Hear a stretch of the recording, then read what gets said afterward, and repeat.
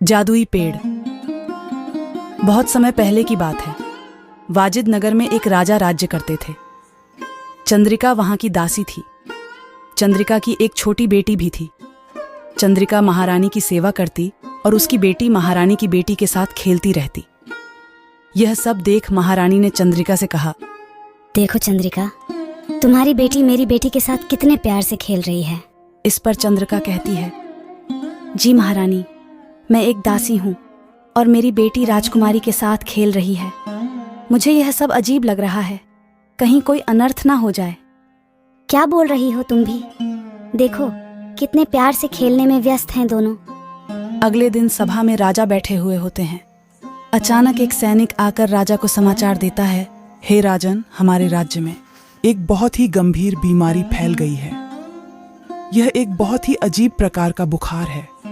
अगर इसके संपर्क में कोई दूसरा व्यक्ति आता है तो वह भी इस बीमारी से ग्रसित हो जाता है।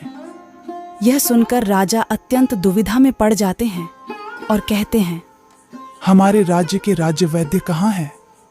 इतने में राज्य वैद्य वहां उपस्थित हो जाते हैं। महाराज, मैं यहाँ हूँ।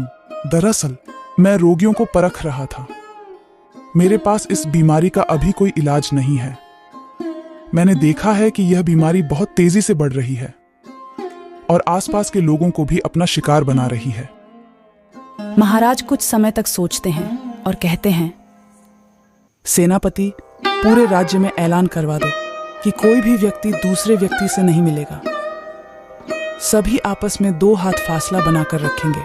महाराज के आदेशानुसार सेनापति कुछ सैनिकों को लेकर राज्य में जाता है और ढोल बजाकर आदेश करता है कि गांव का कोई भी व्यक्ति दूसरे व्यक्ति के नजदीक नहीं जाएगा और परस्पर 2 हाथ की दूरी भी बनाकर रखेगा। महाराज सभा में से अपने कक्ष में आते हैं। वह देखते हैं कि चंद्रिका की बेटी राजकुमारी के साथ खेल रही है। वह कहते हैं कि चंदा, तुम्हें पता नहीं, राज्य में गंभीर बीमारी चल रही है। जब तक बीमारी है तब तक तुम राजकुमारी के साथ नहीं खेलोगी और अपने घर पर ही रहोगी। यह सुनकर राजकुमारी कहती है, लेकिन महाराज, मैं अकेले कैसे खेलूंगी? इतने में चंदा खड़ी होकर अपने घर जाने वाली होती है कि तभी राजकुमारी बेहोश हो जाती है। राज्य वैद्य आते हैं और बताते हैं कि राजकुमारी को भी वही गंभीर बीमारी हो गई है। इसका तो मेरे पास अभी इलाज भी नहीं है। यह सब देख महाराज दुविधा में पड़ जाते हैं।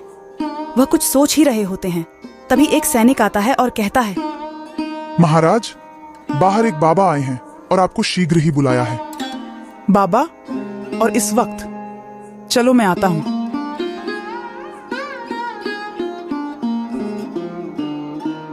बाबा, आप यहाँ कैसे? क्या काम है आपको? सुना है राजकुमारी इस गंभीर बीमारी का शिकार हो चुकी है। मेरे पास इस बीमारी का इलाज है। इलाज? कैसा इलाज? बताइए ना बाबा। आपके राज्य के घने जंगल में एक बड़ा सा पेड़ है। यह कोई साधारण पेड़ नहीं है, बल्कि एक जादुई पेड़ है। इस पेड़ से एक फल लेकर अपनी राजकुमारी को खिलाइए, वह तुरंत ठीक हो जाएगी।